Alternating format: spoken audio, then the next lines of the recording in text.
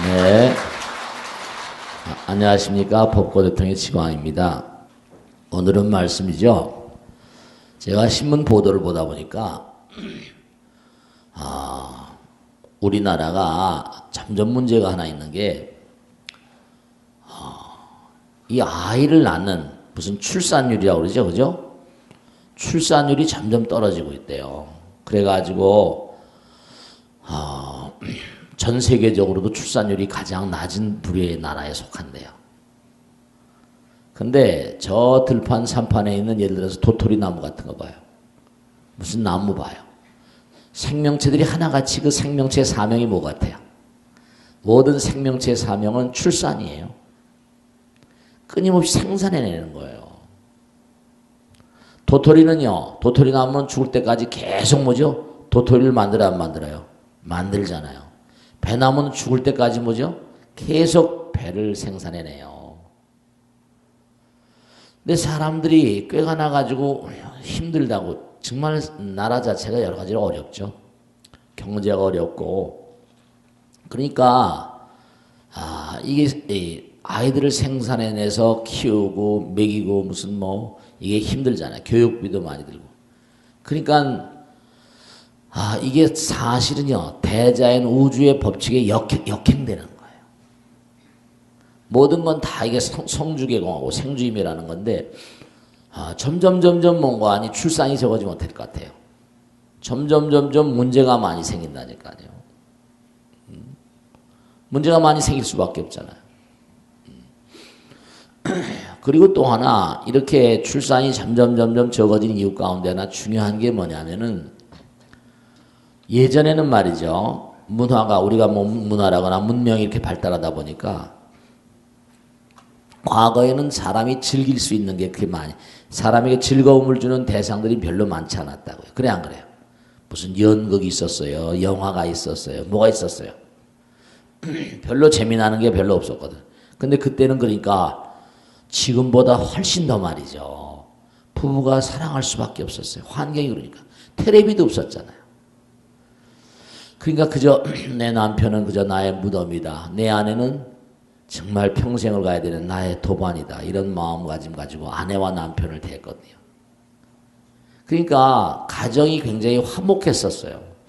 그러니까 그때는 뭐냐면은 저도 저 어렸을 때 말이죠, 막 10명 이상씩 나는 그런 그 보살님들 계셨어요. 그래 안 그래요? 뭐 7남 3녀 뭐 3남 2녀 정도는 아무것도 아니야.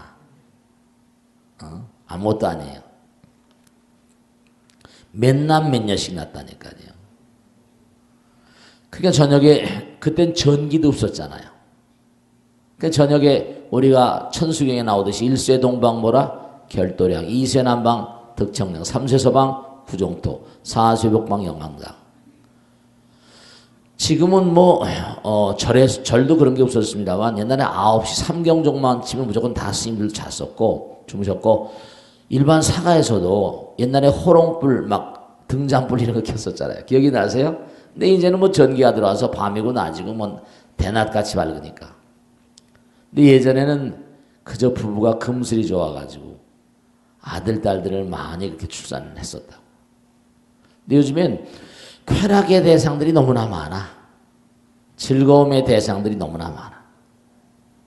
그러니까 즐거움을 취할 일들이 많으니까 구태여 뭐죠?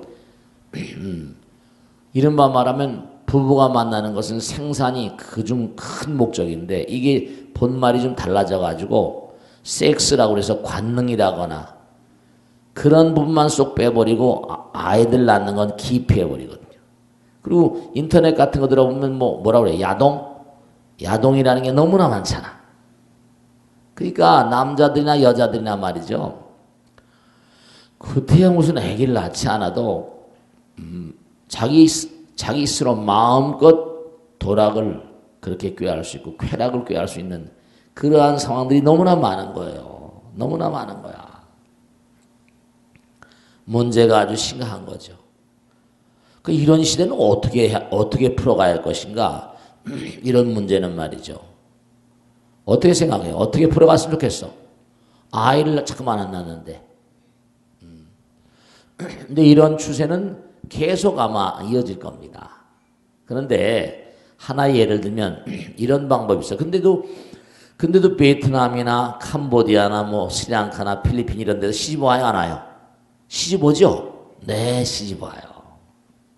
그것도 뭐냐면 한국으로 시집 오려는 사람이 많다는 거예요. 뭐 네팔 이런 데서. 근데 왜 거기 있는 사람들은 와가지고 아이를 낳아주는 이른바 말하면 대도시엔 별로 없고 시골에 그렇게 가서 농사 짓고 말이죠. 고통스러운 일들을 막 감당해서 하거든요. 참 말이죠. 어떻게 생각하세요? 우리가 이제 앞으로 미래에 우리 대한민국이 어떻게 활로를 찾아나가야 될 것인가. 이제 이런 문제를 고민을 해야 돼. 중국도 이제 인구가 10몇 억인데 중국도 이제 한 사람이 한 명씩 낳는 그런 게 아니라 이제 그걸 풀었죠. 그죠? 이제 더 많이 낳아도 된다. 이제 중국도 그런 정책을 막 쓰고 있어요. 근데 중국도 이제 엄청난 나라가 지금도 엄청난 나라지만 이른바 이슬람이라는 제국들, 이슬람도 전쟁을 또 많이 했거든요. 이슬람 전쟁 유명하잖아요. 계속 정복 전쟁. 종교하고 이 종교의 힘이라는 걸 권력의 힘, 정치의 힘하고 묶어놓으면 또 이게 무서운 힘이 나옵니다. 중국 천하도 당송원명청 나오면서 나라를 건국한 인물들이 전부 다 뭐죠? 종교와 연관을 맺고 있어요. 샤오링스, 소림사 있잖아요. 소림사 같은 거, 전부 다 그게 당나라 이세민, 이세연이 이연해가지고, 그 다음에 막 그렇게 후원을 했었던 것이고, 스님들이 무예가 무섭잖아요. 당나라, 송나라 조광윤이도 종교와 불교하고 매치가 된 민중의 종교. 그 다음에 주원장이가 명나라지? 명나라도 마찬가지라, 주원장이라는 사람이 뭐예요? 원래 스님이야. 절에 있다가 사람들을 포섭하는 능력과 힘이 있어서 치고 일어나가지고 스님이었는데 아마 대단히 총명했는 모양이죠. 어느 큰 그런 집에서 사유를 사오면서 이제 그 장인이 도와주면서 일어나기 시작했거든요. 전부 다 종교. 그러니까 뭔가 이게 전부 다 종교하고 매치가 되고 이런 것들이. 그리고 서양에서 뭐 교황권의 전성시대 있잖아요. 근데 이 아랍이란 나라가 하도 전쟁을 하다 보니까 남자들이 너무 죽는 거예요. 똑같아. 근데 거긴 이른바 말하면 무하마드라는 사람은 기독교가 아니잖아요. 어떻게 됐어요? 십자군들하고 싸우고 막 이러다 보니까 안 되겠단 말이야. 숫자가 적으니까. 그래서 나온 게 뭐라? 일부 다처예요. 한 사람의 남자가 최소한 뭔가니 몇 명의 여자하고 아크바를 몇 세 때인가 그렇게 결혼해야 된다. 그래서 그 성비를 맞춘 거예요. 나라 정책으로 그렇게 말씀드렸거든요. 나라 정책으로. 우리나라도 지금 가만히 보면 앞으로 더욱더 장려해야 될 게 한국 여자들은 요즘에 뭔가 아니 현명하잖아요. 힘든 일을 안 하려고 그래요. 근데 베트남이나 이런 데서 온 여자들이 대체로 성품도 그렇고 평가가 그래도 상당히 성장이 바르다고 합니다. 거기도 이른바 말하면 중국의 어떤 흐름을 이어받아가지고 불교나 유교 이런 게 강하거든요. 부모를 또 잘 모신답니다. 그런 평이 나 있어요. 그러니까 앞으로는 우리 한국도 외국에서 많은 그런 그 여자들을 그렇게 데려올 수밖에 없고 남자들은 데려오지 않잖아요. 이제 앞으로는 말이죠. 앞으로는 뭐냐면 우리나라도 뭐 단일민족이니 배달결례니 오히려 말이죠. 이런 것보다 민족이 이렇게 혼합이 되고 미국이란 나라는 뭐예요? 미국이란 나라는 자기들 말로 한 100여 민족 이상이 모여있는 그런 나라랍니다. 128민국. 예전에 데이터를 보니까 많은 민족들이 모여서 살다 보니까 거기서 아이디어가 별의별 게 막 아멜감 융합이 되는 거예요. 다종다양한 민족들이 모여 사니까. 우리나라도 이제 일본도 말이죠. 그렇게 국수주의라고 그래가지고 일본도 이제 점점 애들을 안 나니까 뭐죠? 이민 쿼터제. 이민을 받아들이겠다. 이런 작전을 쓰고 있어요. 그러니까 이제 이러니까 우리가 살 길은 전 세계적인 차원으로 뭔가 이게 흘러야 돼. 하나가 돼요. 어떻게 보면은 이제 우리가 지금 뭐죠? 옛날에 시커먼 나라 아프리카하고도 교류가 많고 동남아하고도 전 세계적으로. 그러니까 많이 어떻게 보면 말씀이죠. 우리나라도 마찬가지예요. 잘 사는 사람, 여유 있는 사람. 우리나라가 이제 전 세계적인 양상인데 우리나라도 좀 먹고 살기 좋아졌거든요. 먹고 살기 좋아졌으니까 어떻게 돼요? 돈은 좀 있고 여유가 있으니까 뭐죠? 괜히 힘든 일 안 하겠다. 삼띠 업종이라고 그러잖아요. 그죠? 힘든 일 안 하겠다는 주예요. 그 여자들도 힘든 일 안 할 테니까 아이 낳는 걸 기피하죠. 근데 저 어려운 나라들은 아직까지도 문화의 혜택을 많이 못 받다 보니까 출산율이 높거든요. 벵글라데시 같은 나라 뭐 이런 데는 뭐 굉장히 출산율이 높다는 거 아니에요. 그러니까 그런 나라들 전 세계가 이제 뭐냐면 어려운 나라들과 이런 모든 나라들이 전부 다 뭔가 아니 하나로 다 이제 뭐 통하는. 우리나라도 마찬가지예요. 우리나라의 출산율을 높이려면 정말로 안타까운 얘기지만 안타까운 게 아니라 있는 사람들이 그동안에 국민들이 많이 고생했거든요. 그래가지고 대재벌이 되거나 짧은 시간 내에 뭐 어마어마한 돈을 많이 벌었거든요.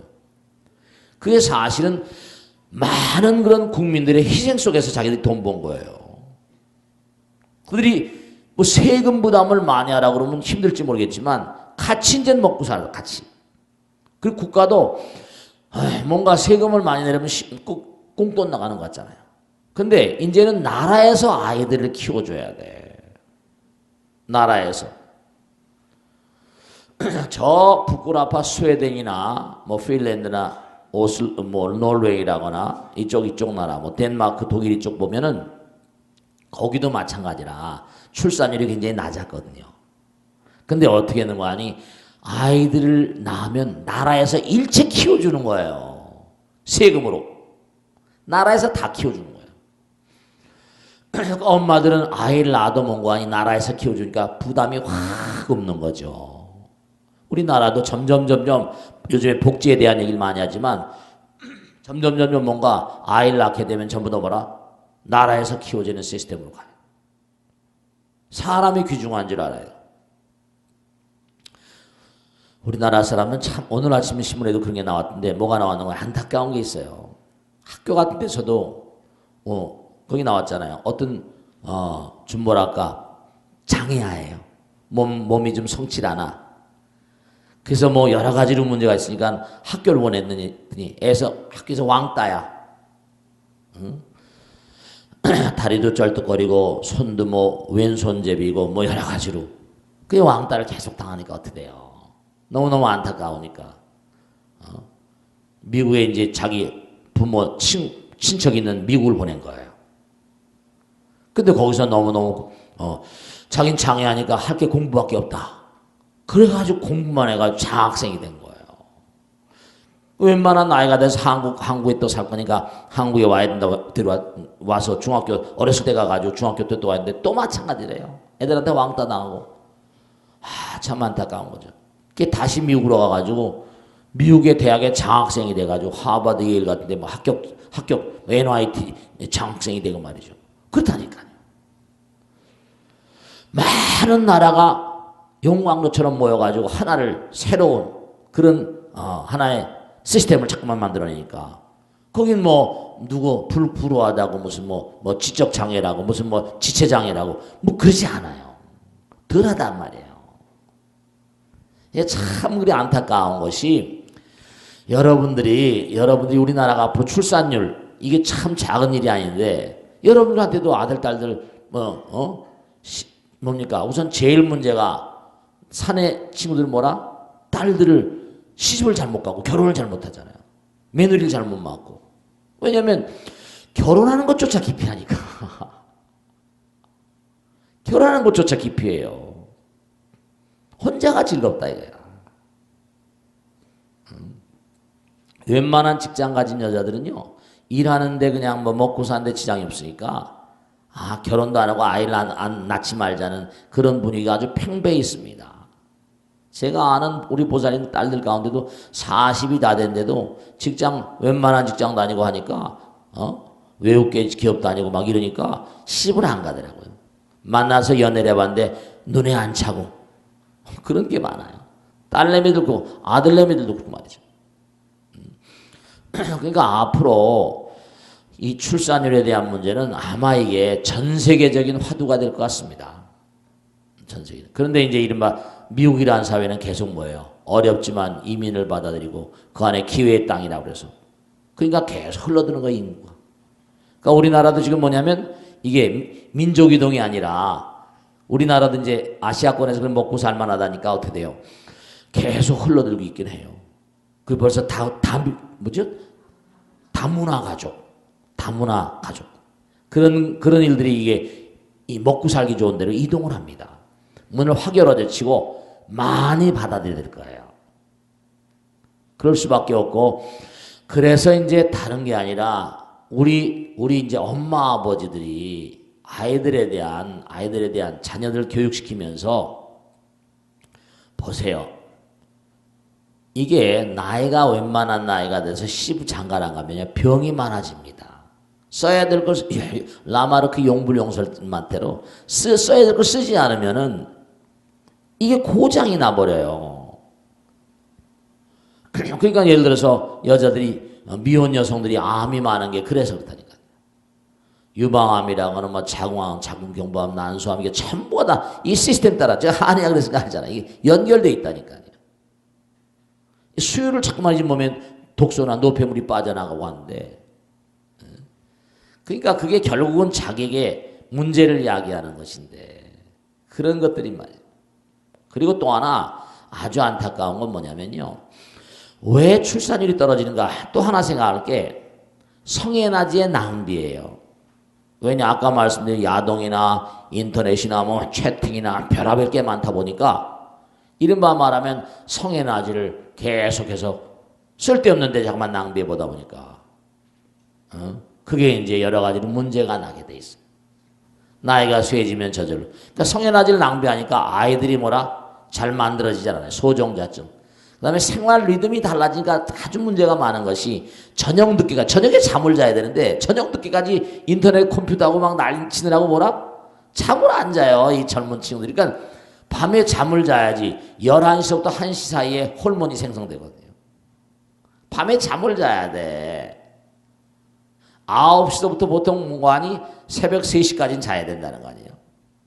그게 몸 안에 뭔가 제대로 된 물질이 만들어지는데 이게 저녁 늦게까지 낮밤이 바뀌어버리는 거야. 밤에 뒤럽다고 낮에 자버리고. 그러니까 이게 몸에 생성돼야 될 물질이 제대로 생성 안 되니까 기능이 점점 떨어지고 정자나 난자는 한 마리 가지고 한 마리 가지고 생성되는 거니까.